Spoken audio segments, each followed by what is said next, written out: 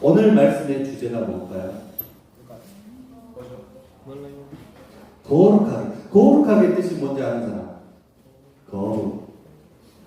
거룩, 거룩, 거룩. 찬양으로도 많이 들어본 것 같고요. 그리고 설교 말씀 시간에도 많이 들어본 것 같고. 구별되다. 아, 컨닝 안 됩니다. 네, 알겠습니다. 네.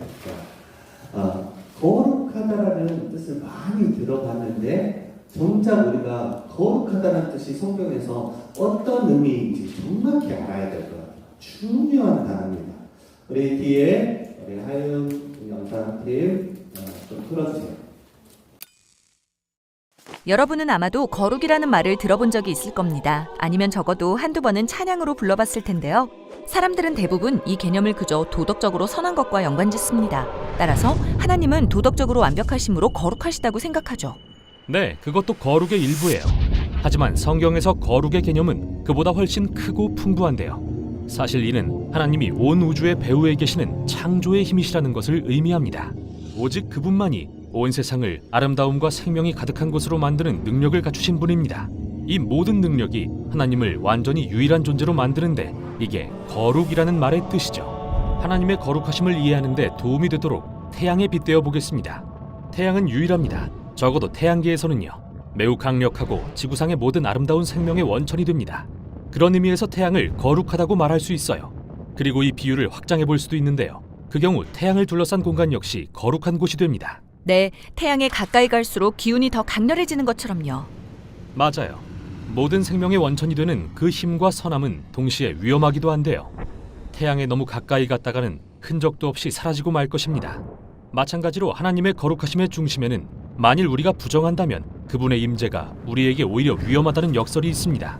그게 나빠서가 아니라 너무 선하기 때문에요. 하나님의 거룩하심에 대한 이러한 역설은 모세와 타는 떨기나무 이야기에 최초로 등장합니다. 하나님이 모세에게 내가 서 있는 곳은 거룩한 땅이니 신을 벗으라고 말씀하십니다. 모세는 하나님을 보기가 두려워 얼굴을 가리고 하나님은 이리로 가까이 오지 말라고 하시죠. 강렬한 장면입니다.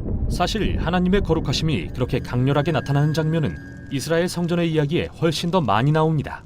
성전은 하나님의 거룩한 임재가 거하시는 주된 장소였는데요. 성전 중앙에는 지성소라고 불리는 방이 있었습니다. 하나님의 임재가 흘러넘치는 곳이죠. 그리고 성전 주변에 사는 이스라엘 사람이든 성전 안에서 일하는 제사장이든 하나님의 거룩한 임재에 접근한다는 것은 위험을 수반하는 일입니다. 그거 참 문제네요. 그럼 어떻게 해야 하죠? 네, 성경이 제시하는 해결책은 그 사람이 정결해지는 겁니다. 도덕적으로 정결해져야 한다는 건가요? 네, 그리고 그건 이해하기 쉬워요. 그러나 성경은 많은 장을 할애해 다른 종류의 정결을 이야기합니다. 바로 의식적 정결인데요. 이것은 자신을 무엇이든지 죽음과 관련된 것으로부터 분리한 상태를 의미합니다. 피부병에 걸린 사람이나 주검 또는 특정한 체액과의 접촉 등 이런 모든 것이 사람을 부정하게 합니다. 그리고 의식적인 부정함이 꼭 죄는 아닙니다. 잘못된 것은 부정한 상태로 겁없이 하나님의 임재 앞에 나아가는 일이죠. 그게 바로 하나님이 이스라엘 백성에게 아주 명확한 지침을 주시며 그들이 언제 부정해지고 어떻게 다시 정결해져서 성전에 들어갈 수 있는지 알려주신 이유입니다. 그 내용이 담긴 책이 레위기죠. 맞아요. 하지만 이 개념은 거기서 멈추지 않고 계속 발전합니다. 성경의 뒷부분에 가면 이사야 선지자의 아주 흥미로운 이야기를 발견하게 되는데요. 그는 자신이 성전에서 하나님의 임재 한가운데 있는 놀라운 환상을 보고서 완전히 겁에 질립니다. 네, 그는 그 안에 있는 것조차 금지돼 있다는 걸 알거든요. 그래서 죽게 될까 걱정하고 있죠. 그때 스랍이라는 신비한 피조물이 등장합니다. 아주 신비한 피조물이죠. 맞아요. 그때 스랍이 타고 있는 숯을 들고 날아오더니 그걸 이사야의 입술에 대며 아주 이상한 말을 합니다. 너의 악은 사라지고 너의 죄는 사해졌다. 어떻게인지 타는 숯이 이사야를 정결하게 한 거네요. 네, 신기하지 않나요? 보통 부정한 것을 만지면 그 부정함이 만진 사람에게 옮기 마련이잖아요. 그런데 지금 이 개념은 새롭습니다. 아주 거룩하고 정결한 숯이 이사야에게 닿자 그 정결함이 그에게 옮겨졌다는 거거든요. 하나님의 거룩하심이 이사야를 죽게 한 게 아니라 변화시키신 겁니다. 이게 시사하는 바는 아주 크죠. 하지만 여기서 끝이 아닙니다. 이번에는 에스겔 선지자의 이야기입니다. 환상 속에 그가 성전 문에 서 있는데 문지방에서 물이 흘러나오는 모습이 보입니다. 그 물이 개울로 변하더니 이내 깊은 강이 되어 사막에 흐르고 강물이 흘러간 자리마다 푸른 나무들이 자라납니다. 그러고는 이 강물이 사해로 흘러들어가자 모든 것이 살아나고 새로워지죠. 즉, 먼저 정결해진 다음에 성전에 들어가는 게 아니라 하나님의 거룩하심이 성전에서 흘러나와 모든 것을 정결하게 하시고 살리시는군요. 이게 다 어떤 의미죠? 그건요, 예수님을 만나면 비로소 알게 됩니다. 그분은 자신이 이 모든 오래된 환상을 성취하실 분이라고 말씀하시는데요. 그 방법이 놀랍고 새롭습니다. 예수님은 두루 다니시며 부정한 사람들을 만지십니다. 피부병을 앓는 사람, 혈루증에 걸린 여인, 죽은 사람들까지. 그분이 그들을 만지시자 그들의 부정함이 예수님께 옮는 게 아니라 반대로 예수님의 정결함이 그들에게 옮겨져 치유의 역사가 일어납니다. 예수님은 마치 이사야가 본 그 거룩한 숲 같으세요. 맞아요. 그리고 예수님은 자신이 하나님의 거룩하심을 드러내는 인간이 되셨으며 이제 그분과 그분을 따르는 자들이 하나님의 성전이라고 말씀하셨죠. 그들을 통해 하나님의 거룩하신 임재가 세상에 흘러들어가 생명과 치유와 소망을 가져오도록 말이죠. 바로 이게 예수님이 그분을 따르는 자들에게서 생수가 강물처럼 흘러나올 거라고 하신 이유입니다. 그럼 이건 다름 아닌 오늘 우리에 대한 이야기군요. 그런데 결말은 어떻게 되죠? 성경의 마지막은 하나님의 거룩하심에 관한 마지막 환상으로 끝이 납니다. 이번에는 사도 요한의 환상인데요. 거기에서 우리는 세상이 완전히 새롭게 변화되고 지구 전체가 하나님의 성전이 된 모습을 봅니다. 또한 에스겔이 본 그 강이 하나님의 임재로부터 흘러나와 모든 피조물을 적시고 온갖 부정한 것을 없애며 모든 생명을 회복시킵니다. 네. 성경 구약에서부터 마지막 성경 요한계시록까지 뭐에 대해서 지금 이야기하고 있죠? 네, 거룩. 이 거룩을 통하여서 하나님은 이 땅 가운데 생명력 있는 하나님의 나라를 구별되게 만드시길 원합니다. 그래서 이 거룩은 분명하게 오늘 말씀처럼 내가 거룩하니 너희도 뭐할지어다라고 말씀하시죠? 네, 거룩할지어다. 옆에 우리 친구들 한번 봐볼까요? 거룩해 보여요? 부정해 보여요? 무서워요. 무서워요. 네. 자, 우리의 모습은 이 땅 가운데 너무나도 연약합니다. 그리고 오늘 말씀하였던 것처럼 우리는 이곳에서 나그네와 같은 인생이라고 말합니다. 나그네는 잠깐 왔다가 잠깐 있다가 갈 인생.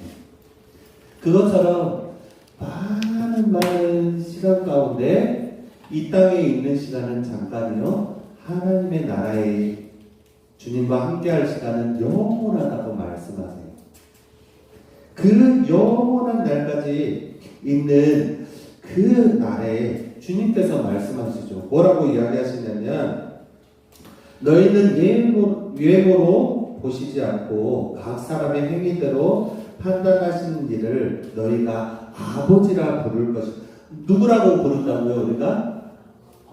아버지라고 부를 것이래요. 부른즉 너희가 나그네로 있을 때에 두려움으로 지내라 말씀합니다. 짧고 이곳에 있는 시간은 나그네와 같은 인생이지만 두려움으로 지내라는 말은 이 짧은 인생이 그만큼 소중하고 귀한 시간이라는 말이에요. 어떻게 살아가도록 구별되게 거룩하게 살아갈 수 있는 귀한 시간이기 때문입니다. 그래서 아버지라고 우리가 하나님을 아버지라고 부르는데 그 하나님은 우리가 구별되기 거룩히 살아가기를 원하시고 계신다는 겁니다. 우리가 처음에 말씀을 들었을 때 우선순위 생각나요? 안 나요? 하나님의 우선순위가 누구라고 그랬어요? 하나님의 형상을 닮은 내가 우선순위라고 그랬죠. 그 우선순위를 위해서 하나님 아버지는 어떻게까지 하셨죠? 누구까지 내어주셨어요? 아들까지 내어주시는 그 사랑의 하나님이시란 말이에요. 그 아들을 내어주시면서 정결하고 흠이 없도록 그 예수님을 어떻게 하셨죠? 도살장에 끌려가는 양처럼 찢기게 하시고 피 흘리게 하셨어요. 그 찢기고 피 흘리게 하신 목적은 뭐였어요? 하나님이 사랑하시는 나를 정결하게 하시기 위해, 다시 말해서 구별되게 거룩하게 하시기 위해서 주님은 그렇게 하셨다는 말입니다. 구약에 하나님의 백성, 이스라엘 백성들에게 하나님은 구별되이 선택하여 주시고 그 백성에게 하나님의 임재를 경험하게 하셨어요. 누구를 통해서요? 제사장을 통해서.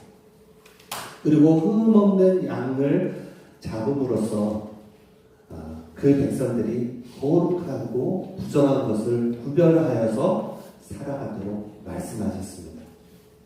그 말씀이 어디에 많이 기록되어 있다고요? 레위기에 기록되어 있습니다. 그래서 이 레위기를 많은 학자들은 작은 성경책이라고 이야기해요. 그래서 레위기가 굉장히 어렵지만 중요한 책이에요. 하나님께서는 우리를 거룩하게 하시려고 성경 전반적으로 거룩에 대해서, 구별되게 살아가는 것에 대해서 말씀하고 계십니다. 구별되게 살아가려면 우리가 어떻게 해야 돼요? 구별되게 살아가려면 우리가 누구 안에 거해야 되죠? 정결하고 깨끗한 예수님 안에 거할 때만이 우리는 정결하고 깨끗하여질 수 있다는 사실입니다. 그 생명의 물줄기가 누구를 통해서만 나아갈 수 있다? 예수 그리스도를 통해서만 그 생명의 물줄기가 나아갈 수 있는 거예요. 예수님이 이 땅에 오셔서 살 소망이 없고 연약한 자들에게 찾아가셔서 어떻게 하셨죠? 고치고 치유하시고 죽은 자도 살리셨습니다. 예수님 안에 뭐가 있기 때문에? 거룩한 생명력이 있기 때문에 예수님이 만지는, 예수님이 함께 하시는 그곳에는 생명력이 있습니다. 우리 목포교회, 우리 목포교회는 누가 머리이신 교회죠? 예수님이 머리이신 교회입니다. 그리고 세대통합예배 때 우리는 뭐라고 선포했죠? 손과 발이 되는 각 지체라고 말씀을 했습니다. 그것이 저의 말이 아니라 어디에 기록되어 있는 말씀? 성경에 기록되어 있는 말씀입니다. 이 성경에 기록되어 있는 말씀은 예수님이 머리이시고 교회를 통해서 우리만 잘 먹고 우리만 잘 사는 것이 아니라 그 성전의 문지방에 흐르는 물이 뭐가 되도록, 시내가 되고 바다가 되도록 주님은 확장시키는 거예요. 그래서 그 지나가는 곳곳마다 뭘 일으키시죠? 생명이 일어나게 되는 것입니다. 하나님은 우리를 창세전부터 택하여 주시고 누구 안에 거할 수 있도록, 한 몸 되도록, 예수 그리스도 안에 한 몸 되도록 우리를 구별되이 이 성전에 모이게 하셨습니다. 그리고 우리로 그냥 즐겁고 끝나는 것이 아니라 우리를 통하여서 이 성전의 그 은혜가, 이 성전의 그 거룩함이 세상에 흘러가도록 우리를 사용하고 있다는 사실입니다. 그래서 산상수훈에 너희는 세상에 뭐가 되라고 말씀하시죠? 빛이 되라. 너희는 세상에 뭐가 되라고 말씀하시죠? 소금이 되라. 우리 친구들 생일 때마다 목사님이 기도하는 기도 제목이 뭐죠? 세상에 빛이 되게 하여 주십시오. 세상에 소망이 되게 하십시오. 민족의 지도자가 되어서 죽이는 그런 사람이 아니라 생명사역을 하는 하나님의 백성이 되기를 소망하면서 기도하는 것입니다. 우리가 죽어있는 것이 아니라 우리 안에 생명을 불어넣어 주신 예수님을 통해서 우리가 지나가는 그 곳곳마다 가정이 회복될 줄 믿습니다. 학교가 회복될 줄 믿습니다. 우리 선생님들의 생업터와 모든 곳곳이 이 생명력 있는 사역의 현장이 될 줄 믿습니다. 누가 우리에게 생명을 주셨기 때문에? 예수님이 생명을 주셨습니다.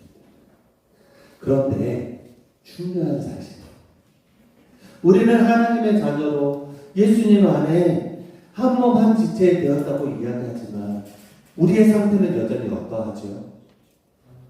불안정하고 죄악 가운데 허덕이고 있는 것 같아요. 하지만 하나님께서는 우리를 그 죄악 가운데 있을지라도 의롭다 칭해 주시고 뭐라고 말씀하시죠?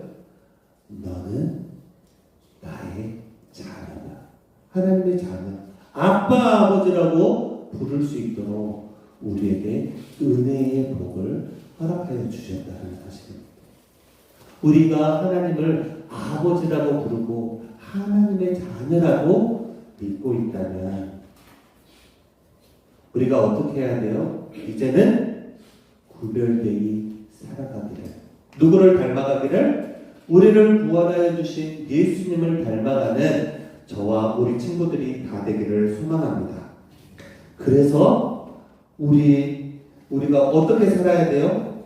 거룩한 사람이 되기 위해서 피해야 할 것들에 대해서 성경은 분명히 말씀하고 있습니다. 우리의 자신의 사리사욕, 그 욕심에 본받지 말라고 이야기합니다. 그리고 외모로 판단해라, 판단하지 말아라, 판단하지 말아라. 누구의 형상을 닮은 사람이기 때문에? 하나님의 형상을 닮은 사람이기 때문에 판단하지 말라. 헛된 행실을 본받지 말라고 분명하게 말씀하고 있는 것입니다. 우리가 하나님의 자녀로 살아가지만 그 하나님의 자녀답게 살지 못하는 그 죄악 가운데 빠져 있다면 하나님의 말씀을 기억하면서 어떻게 해야 돼요? 멀리하고 벗어나려고 발버둥 치시길 바랍니다.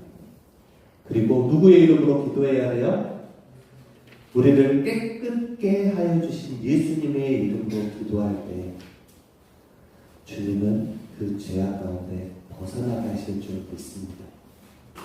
하나님의 자녀로서 죄악 가운데 부끄러워서 허덕이고 쓰러지고 결국은 주님을 멀리 해버리는 그런 사람이 아니라 하나님의 자녀로서 든든히 세워가는, 그리스도의 그 성전을 건강히 세워가는, 그리고 나뿐만이 아니라 나를 통하여서 많은 곳곳마다 생명의 물줄기가 흘러가서 생명을 일으키는 저와 우리 친구들이 다 되기를 소망합니다. 우리 목포교회에서 4월 9일 날 하는 중요한 사역이 있습니다. 뭐죠? 새생명 전도축제. 우리 친구들 이따 선생님들하고 그 한 명, 공통으로 기도할 한 명 꼭 기록하시길 바랍니다. 그 친구가 죽음 가운데 어디로 옮겨질 수 있도록, 생명으로 옮겨질 수 있도록 간절한 마음으로 작정하고 기록해 주시고 기도해 주시기 바랍니다. 그럴 때 나를 살려주신 그 예수님, 나를 생명 가운데 이끌어 주신 그 성령 하나님이 이 친구를 생명으로 이끌어 주실 줄 믿습니다. 아멘. 우리 친구들 가운데 예수님을 알지 못하는 그 친구는 이 짧은 인생이지만 이 인생 가운데 그 생명, 죄를 해결받지 못하면 결국은 어디에 가요? 네, 지옥에 갈 수밖에 없는 너무나도 불쌍한 인생이 되어버립니다. 그 친구들이 예수님을 믿고 하나님의 자녀로 새 생명을 얻어 함께 기뻐하고 즐거워하는 우리 친구들이 다 되기를 소망합니다. 주님은 이렇게 말씀하십니다. 바울 사도를 통해서 그러므로 형제들아 내가 하나님의 모든 자비하심으로 너희를 권하노니 너희 몸을 하나님이 기뻐하시는 거룩한 산 제물로 드리라. 이는 너희가 드릴 영적 예배입니다. 우리를 어떻게 드리라고 말씀하세요?